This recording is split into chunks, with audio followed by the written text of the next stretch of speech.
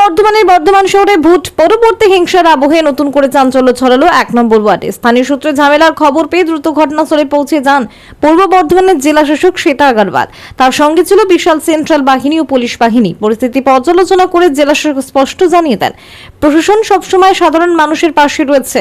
তিনি বলেন, যে কোনো হিংসাত্মক ঘটনার খবর পেলেই সঙ্গে সঙ্গে থানার পুলিশ এবং সেন্ট্রাল বাহিনী ঘটনাস্থলে পৌঁছে যাচ্ছে এবং পরিস্থিতি নিয়ন্ত্রণে আনছে। যারা এই ধরনের ঘটনার সঙ্গে জড়িত, প্রয়োজনে তাদের বিরুদ্ধে কড়া ব্যবস্থা নেওয়া হচ্ছে। তিনি আরো আশ্বাস দিয়ে বলেন, আপনারা নির্ভয়ে থাকুন, প্রশাসন আপনাদের পাশে আছে। এছাড়াও তিনি জানান, জেলা যে সমস্ত এলাকায় এই ধরনের অশান্তির খবর আসছে, সেখানে প্রশাসনের পক্ষ থেকে গিয়ে মানুষকে নিরাপত্তার বার্তা দেওয়া হচ্ছে। প্রয়োজনে সাধারণ মানুষকে 1950 নম্বরে যোগাযোগ করার অনুরোধও জানান তিনি। পরিস্থিতি সামাল দিতে প্রশাসনের এই তৎপরতায় কিছুটা স্বস্তি ফিরেছে এলাকায়। এই মেসেজ নিয়ে আমি বিভিন্ন জায়গায় সিপিএম করছি, মানুষের মধ্যে এই অ্যাসিওরেন্সটা জাগানোর চেষ্টা করছি যে কোনো মতেই আমরা পোস্টপোন ভাইলেন্স কোনো ফর্মেই হতে দেব। This is my message. ভোটের ফলাফল ঘোষণার পর শুধু বর্ধমানে গোটা জেলা জুড়ে বিক্ষিপ্তভাবে কিছু ঘটনা ঘটেছে এবং অনেক ক্ষেত্রে দোকানপাট বন্ধ, বাজার বন্ধের মতন বিষয়ের সামনে এসেছে। এই বিষয়গুলো নিয়ে কি কি পদক্ষেপ নেওয়া হয়েছে? আমরা আমাদের ইন্টিগ্রেটেড কন্ট্রোল রুম, যার নাম্বার হচ্ছে 1950, যেটা আপনারা আগেও দেখেছেন।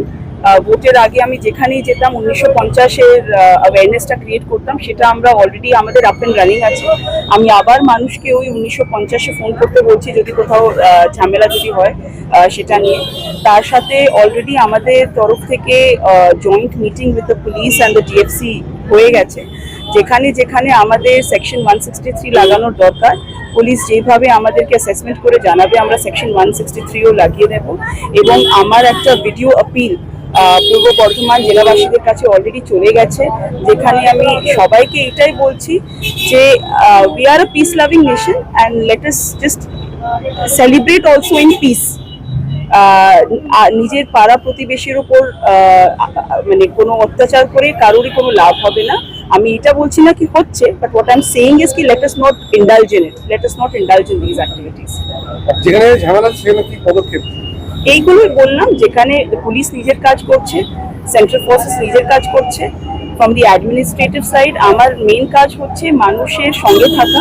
ভোটের আগেও আমার সেটাই চেষ্টা ছিল যে আমি মানুষকে নির্ভয় ভোট করুন, এই মেসেজটা আমি দিয়েছি।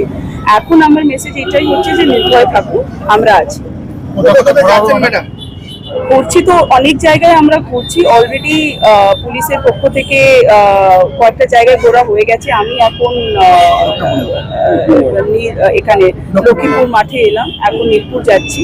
সো যেখানে যেখানে যা যা ইনফরমেশন পাচ্ছি আমরা মুভ করছি।